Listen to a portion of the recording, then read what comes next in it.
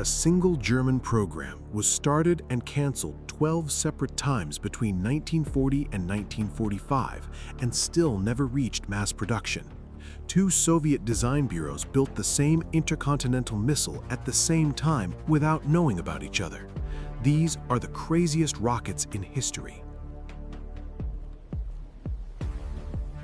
4 different German teams tried to solve the same problem at once, knocking bombers out of the sky before they reached their target. Wasserfall, essentially a scaled-down radar-guided V-2, was started and canceled 12 separate times between 1940 and 1945 under the Vesuvius program, a record for restarts that no other German rocket program on this list came close to matching. It never reached mass production regardless. Rheintochter.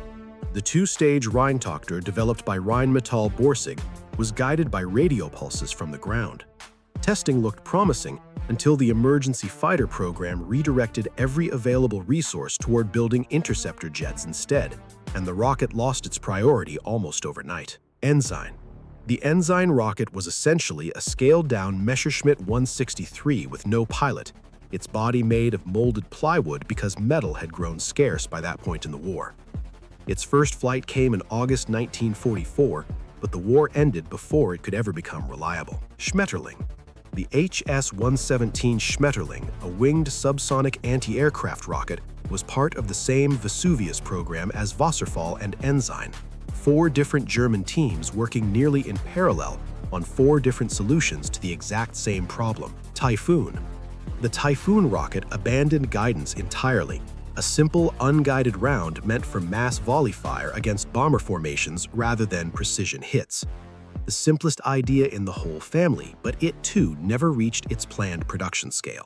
Not every German rocket targeted bombers. Some targeted cities thousands of kilometers away. Rheinbote.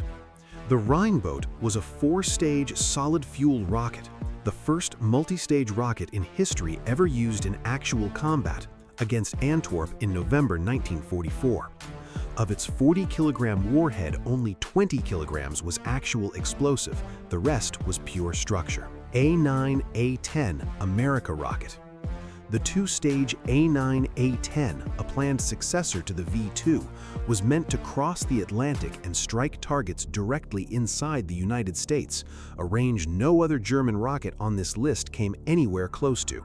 The project never got past paper studies. X-4. The X-4, a wire-guided air-to-air missile, was meant to be fired from fighters and let the pilot steer it directly into its target through a control wire, a concept that anticipated the basic idea of manual fine guidance decades before modern guided weapons. The Soviet Union didn't start with an idea of its own. It started with a very exact copy. The R-1, the Soviet Union's very first large rocket, was essentially a direct reproduction of the German A-4 V-2, assembled from captured blueprints, captured components, and German engineers brought to the Soviet Union after the war. Every later Soviet rocket traces back to this one reproduction. The R-2, the first genuinely independent Soviet development beyond a pure V-2 copy, doubled the range compared to the R-1, the moment Soviet engineers first contributed real improvements instead of pure imitation.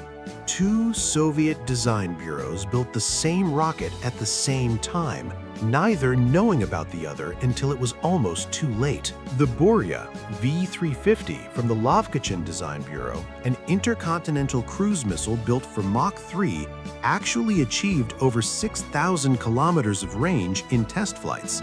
Impressive numbers that still weren't enough to compete against the emerging generation of ballistic intercontinental missiles. The Buran M40 from the Myasishchev Design Bureau, developed under the exact same 1954 defense contract as the Buria, pursued practically the same concept with its own separate design. 2 entire design bureaus spent years on the same solution, and neither one ended up needed. The UR-100. With 1,530 examples built, the most produced Soviet intercontinental missile ever, was ironically developed as a response to a rival program that itself had massive technical problems, The RT-2 fell more than a year behind its own test schedule. The MRUR-100 Sotka, often confused with the similarly named UR-100, was technically a completely different system. Different design bureau, different propulsion concept, just an almost identical name that still causes confusion in archives today. Some concepts didn't even outlive the Cold War itself long enough to ever get finished. The Soviet Buran space shuttle program, whose earliest conceptual roots trace directly back to the failed Beria cruise missile, employed as many as 30,000 people at its peak, and, because of the Soviet collapse, ultimately flew only a single unmanned mission.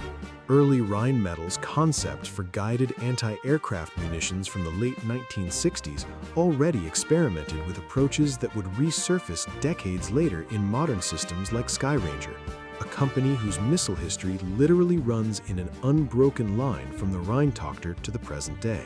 The R-9 Desna, a Soviet intercontinental missile with underground silo storage, was meant to launch considerably faster than its predecessors, but its complex fueling process proved so time-consuming that the exact advantage it was built for was barely achieved in practice.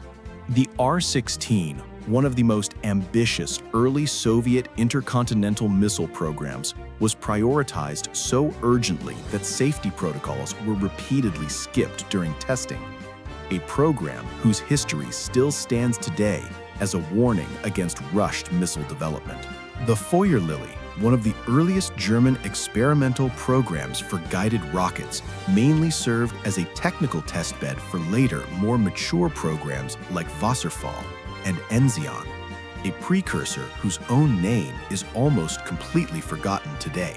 The Hecht rocket, another early German test program from the same development family as Rheinboote and Rheintochter, mainly served to test basic guidance and propulsion concepts before more practical 20 rockets, 2 nations, 1 shared pattern.